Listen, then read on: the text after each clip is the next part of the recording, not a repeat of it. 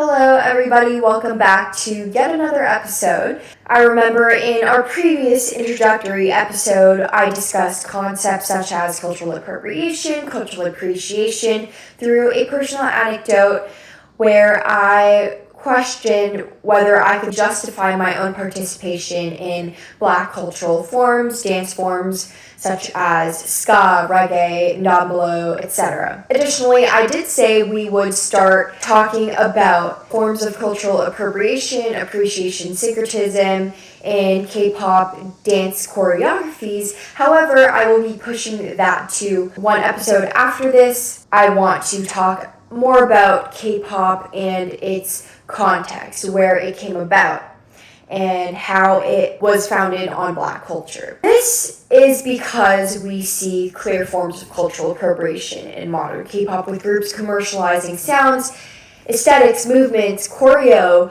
rooted in historically marginalized culture. But to understand how this happened, we have to go back much further. Nothing about K-pop was made in a vacuum, obviously, so let's trace where it comes from. As discussed in the Apple podcast, The Sam Sanders Show, Dr. Sarah Olutola, a novelist and professor at Lakehead University, explains that if we want to understand K-pop and its appropriation conversation, we have to go back all the way to the Cold War era, where after World War II, the United States and the Soviet Union were essentially locked in a struggle for global influence. And Korea naturally became one of the major sites of that struggle, with South Korea under strong American influence. So this makes sense if you understand that between 1950 and 1953 there was the Korean War, which divided the Korean Peninsula. And also, at that time, in the 1950s, we were one of the poorest nations in the world. So we barely had our own emerging culture. And so, naturally, American soldiers, media, radio stations, clubs, and pop culture all entered Korean life through military presence and imperial power. And in that sense, American culture arrived in Korea first. And that history is what shaped the musical foundation, that structure, that landscape that followed. Dr. Olutola also points out that this was part of America's broader soft power strategy. Of course, exporting American culture was a means of winning ideological influence during the Cold War in South Korea. So when we talk about K-pop's relationship to Black culture, we also have to remember that American popular culture itself was already carrying Black cultural forms across the world. And that raises an important question. If K-pop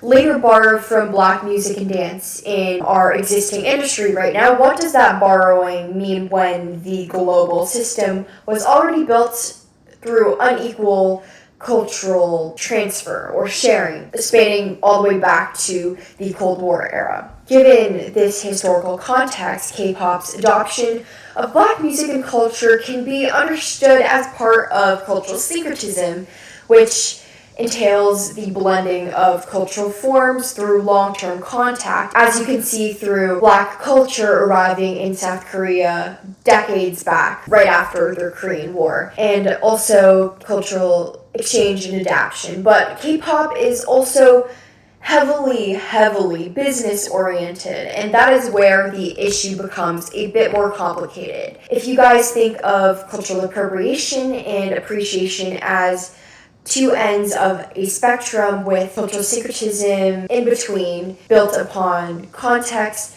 then you could kind of place K-pop somewhere in the spectrum between cultural appropriation, syncretism, and appreciation, because it varies depending on the K-pop group, but K-pop in general, I'd say it's pretty exploitative. And you guys will come to understand this because in a CNN business interview, Hype Chair Peng Jihuk, or Chairman Bang, said that K-pop was not as large in the global market as people might think, and that growing genres like Latin music and Afrobeats made it urgent to expand K-pop's international reach. And he described acquiring labels and management companies in America as a way to build infrastructure and raise awareness globally.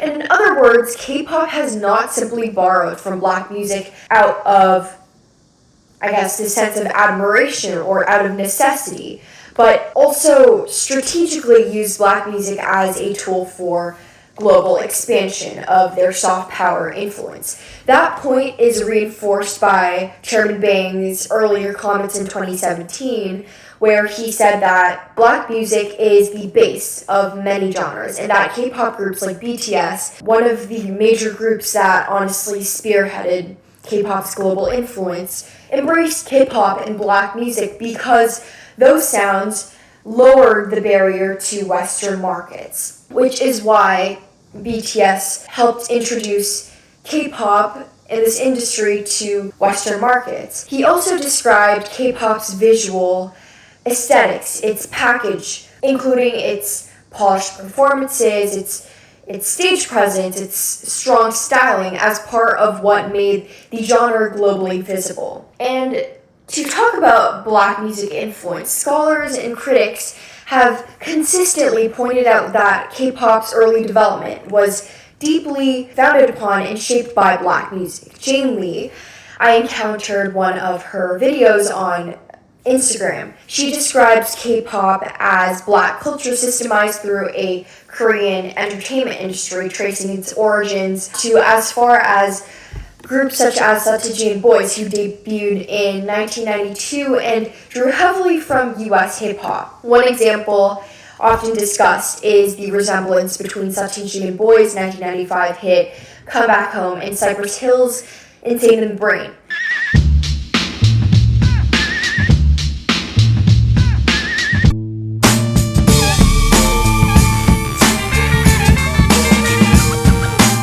Clearly, there is a resemblance between the two. That connection shows how early K-pop was already absorbing Black musical styles, including West Coast hip-hop and G-funk. Around this same period, Sateji was even recognized in Korea as the president of culture, which shows just how influential this borrowing was. And that lineage continued when Young Hyun-suk, a member of Sateojin Boys, later founded YG Entertainment, which is one of the big three K-pop companies. And from there, the industry kept drawing from Black culture through 808 syncopation, melodramatic vocals, call and response, and other hip-hop-based performance styles, according to Jane Lee. And this was not accidental, because much of K-pop's rise depended on adopting forms of Black music that were already globally popular and commercially powerful. But this borrowing does not stop at music. As our episodes are about movement and choreography, K-pop also adopts Black cultural signifiers in fashion, music videos, hairstyles, slang, and once again, choreography. So many major K-pop tracks have been written by Black creators such as Teddy Riley and Taylor Parks. And yet, this creates a serious contradiction where Black artists have often been marginalized in the very industry that profits from Black aesthetics. And that makes the issue not just cultural, but also political and economic, given the history of where Black culture came from. The culture being borrowed from is not neutral. It comes from the brutality of African enslavement, the transatlantic slave trade across the Caribbean, Latin America, the United States, white supremacy, white domination, the ongoing racial inequality, and global understandings and social constructs of race and racialization. So when K-pop borrows Black cultural forms, the problem is not simply this act of copying or imitation. It's also the asymmetry of who gets visibility, who gets the profit, who gets credited for that borrowing. And even when origins are acknowledged through citations, through artists saying, oh, we took these dance elements, musical elements from Black culture, or hashtags or public praise, that does not necessarily change the power imbalance, because recognition without redistribution can still leave the original culture exploited.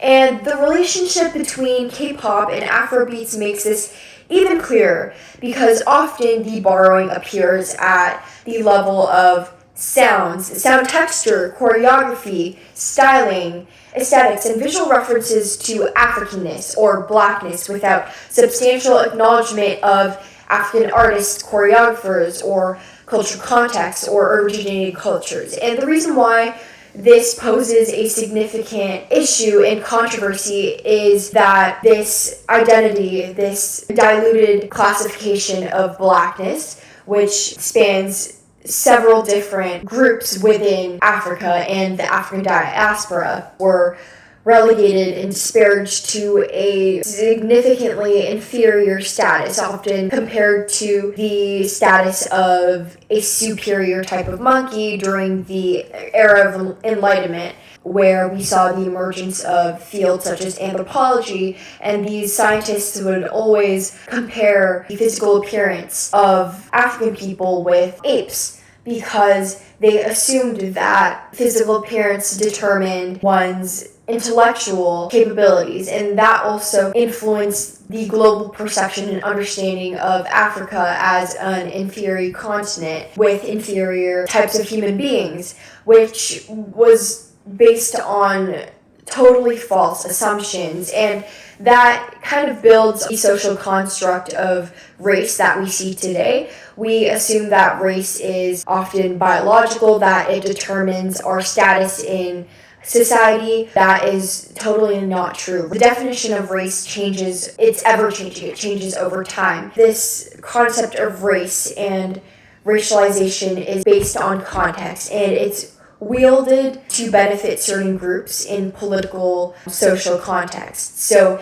it is by no means a fact. It is instead a social construct. And I will discuss more of this in our coming episodes. Sorry for the tangent. But this is kind of where the idea of acknowledgement washing becomes useful, because it describes situations where people acknowledge an influence without actually confronting the deeper harm or making meaningful change. In K-pop, that can mean giving a mere nod to African culture while still rendering it into a marketable piece of content for a Korean-led global industry. And that creates a broader tension within globalization, because globalization allows cultures to move, to blend, to circulate, to collaborate, but it also allows powerful industries to profit while originating communities remain undercredited or misrepresented. So Afrobeats and its existence in K-pop is both evidence of African